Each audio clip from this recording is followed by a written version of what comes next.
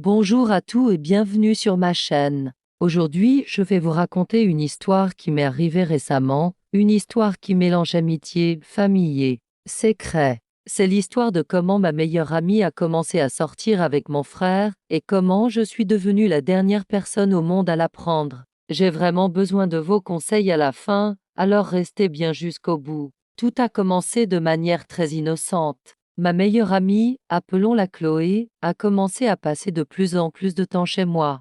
Au début, j'étais super contente. Je me disais génial, on est devenus encore plus proches qu'avant. On passait des après-midi entiers à discuter, à regarder des films, à refaire le monde. C'était comme si on était inséparables, et j'adorais ça. Je voyais ça comme le signe d'une amitié qui se renforçait, qui devenait presque fraternelle. Elle était la sœur que je n'avais jamais eue, et la voir aussi souvent à la maison, c'était un vrai bonheur. Je pensais sincèrement que notre lien atteignait un nouveau niveau, et ça me remplissait de joie.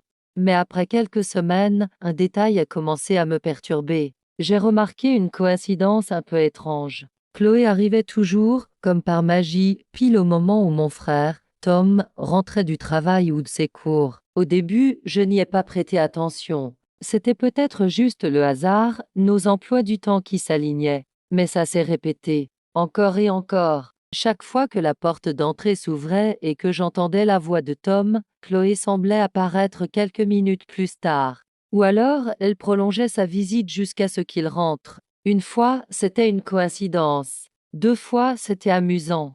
Mais au bout de la 10e fois, j'ai commencé à me dire que le hasard avait bon dos. Ce qui m'a vraiment mis la puce à l'oreille, c'est leur complicité. Dès qu'ils étaient dans la même pièce, l'ambiance changeait. Ils partageaient des éclats de rire pour des blagues que je ne comprenais pas, des regards qui duraient une seconde de trop. Parfois, je les surprenais à chuchoter dans le couloir, et dès que j'arrivais, c'était le silence total. Un silence gêné, presque coupable. Ils se regardaient, puis détournaient les yeux, comme deux enfants pris la main dans le sac. Leur dynamique était devenue étrange. Ils avaient développé leur propre monde, rempli de références secrètes et de private jokes. Quand j'essayais de participer, ils me répondaient par des sourires polis mais distants. J'avais l'impression d'être une étrangère dans ma propre maison, une simple spectatrice de leur petit manège. Le moment décisif, celui qui a fait basculer mes doutes en véritables soupçons, est arrivé un soir. J'avais prévu de rentrer tard, mais un imprévu m'a fait revenir à la maison plus tôt que prévu. En ouvrant la porte, j'ai trouvé Chloé et Tom assis très près l'un de l'autre sur le canapé. Ils n'ont pas entendu mon arrivée. Ils parlaient à voix basse, le visage de mon frère était tourné vers elle, et il avait ce sourire que je ne lui connaissais pas. Le bruit de mes clés dans la serrure les a fait sursauter. Ils se sont redressés d'un coup, presque en panique. Tom a immédiatement attrapé son téléphone qui était posé sur la table basse et l'a fourré dans sa poche. Un geste bien trop rapide, bien trop suspect. Chloé, de son côté, s'est mise à ranger nerveusement les coussins du canapé. L'air était électrique. J'ai demandé tout va bien. Ils m'ont répondu encore un oui, oui, on discutait juste, mais leur visage disait tout le contraire. Ils étaient mal à l'aise et cette tension était si palpable que j'aurais pu la couper au couteau. Après cet épisode, j'ai essayé de me raisonner. Je me disais que j'étais parano, que je voyais le mal partout. Après tout, c'était ma meilleure amie et mon frère. Ils avaient le droit de bien s'entendre, non? Je me sentais presque coupable de les soupçonner. Je me suis forcée à ignorer les petits signes, à croire à leur version des faits. Je voulais leur faire confiance, mais c'était plus facile à dire qu'à faire. Mon intuition me criait que quelque chose n'allait pas. Le doute s'était installé, comme une petite graine empoisonnée, et il refusait de partir. Et puis, la technologie s'en est mêlée. Un jour, j'étais assise à côté de Tom pendant qu'il regardait une vidéo sur son téléphone.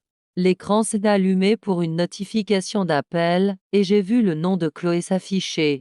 Rien d'anormal en soi. Sauf que quelques minutes plus tard, son nom est réapparu. Puis encore. En jetant un œil discret à son historique d'appels, j'ai vu son nom partout. Dames appels manqués, des appels de plusieurs minutes, tous les jours. C'était bien plus qu'une simple amitié. Curieuse, j'ai profité d'un moment où il avait laissé son téléphone sur la table pour jeter un coup d'œil rapide à leurs messages. Je sais, ce n'est pas bien, mais j'avais besoin de savoir. Les messages que j'ai vus n'étaient pas ceux qu'on envoie à un simple ami. C'était rempli de surnoms mignons, d'émojis cœur, de phrases comme tu me manques ou j'ai hâte de te voir. C'était la confirmation dont je n'avais pas envie. Ils n'étaient pas juste des amis. Ils étaient bien plus que ça. Pendant ce temps, Chloé adoptait un comportement tout aussi étrange de son côté. Elle a commencé à me dire, de manière répétée, il faut vraiment que je te parle de quelque chose d'important. À chaque fois, mon cœur s'emballait. Je me disais, ça y est, elle va enfin m'avouer. Je me préparais mentalement, je choisissais même mes mots pour lui dire que tout allait bien, que j'étais heureuse pour eux. Mais à chaque fois, la conversation déviait sur toute autre chose, un problème avec ses parents, un souci au travail, une anecdote sans importance.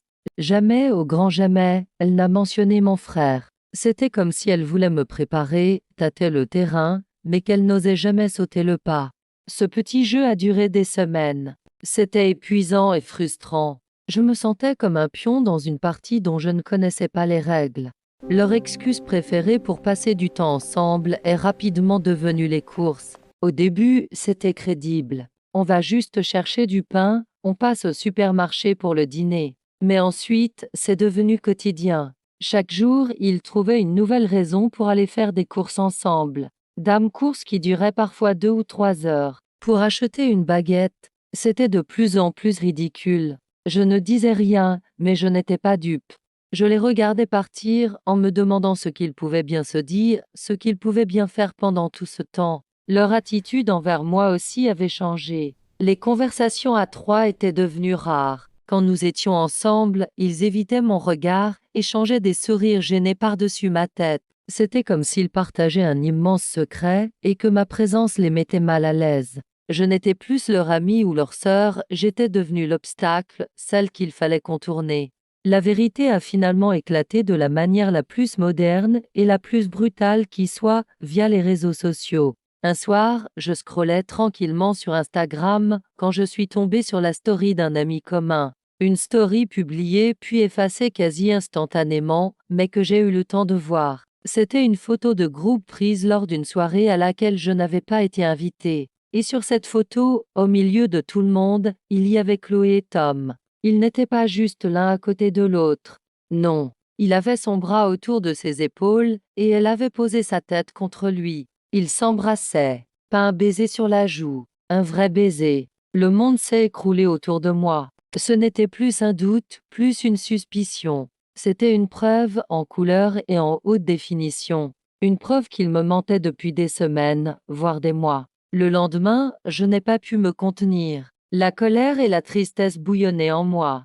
J'ai attendu qu'ils soient tous les deux à la maison. Je suis entrée dans le salon, mon téléphone à la main, avec la capture d'écran de la photo. Je n'ai pas crié. Ma voix était froide, glaciale.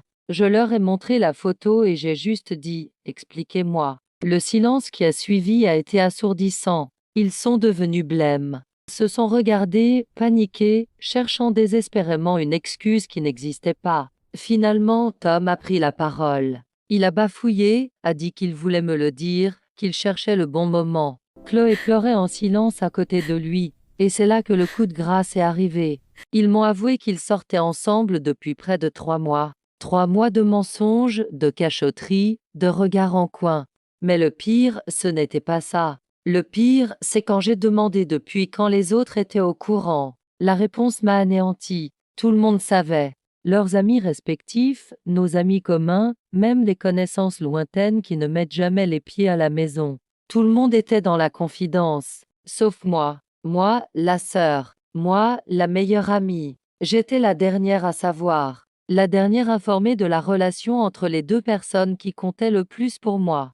La trahison que j'ai ressentie à ce moment-là est indescriptible. Ce n'était pas le fait qu'ils soient ensemble qui me faisait mal, c'était le secret. Le fait qu'il m'ait exclu de leur bonheur, qu'il m'ait traité comme une idiote. Alors voilà où j'en suis aujourd'hui. Je suis face à un dilemme. D'un côté, j'aime mon frère plus que tout, et Chloé a été ma meilleure amie pendant des années. L'idée de les perdre tous les deux me déchire. Mais de l'autre, comment pardonner un tel manque de confiance? Comment oublier qu'ils m'ont menti et m'ont mise à l'écart pendant si longtemps?